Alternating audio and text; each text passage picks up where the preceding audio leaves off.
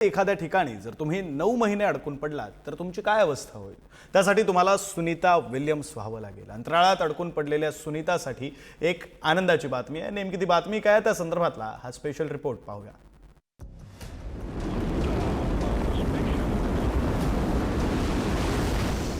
भारतीय वंशाची अंतराळवीर सुनीता विल्यम्स गेल्या 9 महिन्यांपासून अंतराळातच अडकून पडली आहे।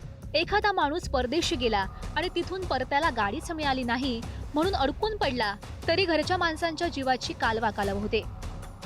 पण विचार करा, पृथ्वीवरून केवळ आठवड्याभरासाठी अंतराळामध्ये गेलेल्या सुनीता विल्यम्सचं काय झालं असेल? तिला आणि तिचा सहकारी बुच विल्मोर यांना परत आणायचे अनेक प्रयत्न झाले, त्यापैकी सगळेच फसले। आता पुन्हा एकदा त्यांना परत आणण्यासाठी नासा आणि स्पेसएक्सनं खास मोहीम हाती घेतली आहे।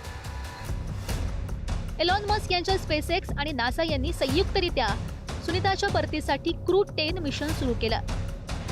नासाच्या अमेरिकेतील केनेडी स्पेस सेंटरमधून फाल्कन 9 रॉकेट वापरून ड्रॅगन हे अंतराळयान आकाशामध्ये पाठवण्यात आलं। अमेरिकेतील वेळेनुसार शुक्रवारी संध्याकाळी 7:03 हे यान यशस्वीरित्या अंतराळात झेपावलं। माणसांच्या अंतराळातील घरात म्हणजे इंटरनॅशनल स्पेस स्टेशनवर ते पाठवण्यात आलं। अंतराळवीर ॲन मॅकलेन, निकोल आरियस, जपानचे ताकुया ओनिशी, रशियाचे किरिल पेस्कोव हे या मोहिमेमध्ये सहभागी झालेत। त्यामुळे सुनीता आणि तिचे सहकारी काही दिवसांमध्येच सुखरूप मायग्रही पृथ्वीवर परत येतील असं सांगितलं जात आहे। दरम्यान सुनीताचा मुक्काम सध्या ज्या इंटरनॅशनल स्पेस स्टेशनमध्ये आहे ते गेल्या 25 वर्षांपासून पृथ्वीभोवती फिरत आहे। तिथं अंतराळवीर आळीपाळीनं जात असतात।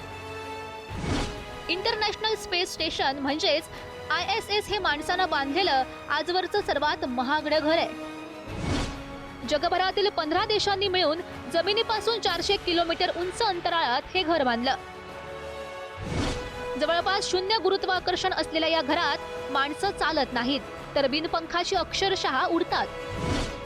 या स्पेस स्टेशनमध्ये पाणीही तरंगतं आणि झोपायचं असेल तर स्वतःला बांधून घ्यावं लागतं। 1999 पासून या स्टेशनमध्ये माणूस नाही असा एकही दिवस नाहीये। सुनीता आणि तिचा सहकारी बुच विल्मोर तब्बल 9 महिने तिथे अडकलेत।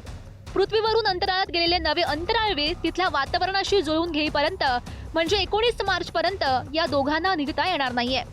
त्या दीर्घकाळ अंतराळामध्ये राहिल्यानं त्यांच्या आरोग्यावर परिणाम होण्याची सुद्धा शक्यता आहे। त्यांना काही दिवस चालताही येणार नाहीये असंही म्हटलं जात आहे।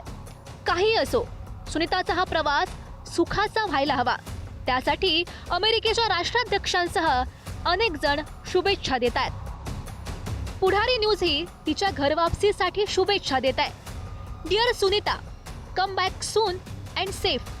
निलेश बने, पुढारी न्यूज।